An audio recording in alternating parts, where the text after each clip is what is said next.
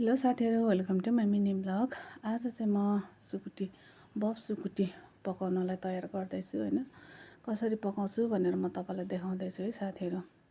पहिला चाहिँ मैले सुकुटी कटिङ गरेँ, त्यस पछाडि चाहिँ मैले प्याज पनि कटिङ गरिसकेँ। त्यस पछाडि चाहिँ कराईमा तेल तताएर जिरा पड्काउँदैछु। जिरा हल्का रेड भइसके पछाडि मैले प्याज लगाएर प्याज पनि हल्का रेड गरिसकेँ साथीहरू। त्यस पछाडि तातो पानीमा भिजाएँ सुकुटी हैन।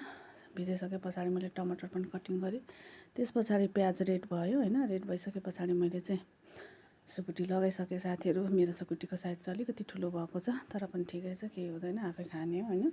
त्यस पछाडि चाहिँ सानो ग्यास बनाएर हल्का चलाएर नुनहरू बेसारहरू के कति खाने त्यो अनुसार लगाएँ हैन। त्यस पछाडि प्याज अदुवा लसुन जिराको धुलोहरू सबै लगाएँ मैले हैन। हेर्दै मेरो सुकुटी पनि तयार भयो साथीहरू। तपाईलाई कस्तो लाग्यो लाइक कमेन्ट गरिदिनु होला भन्दै आजलाई यति नै। By by.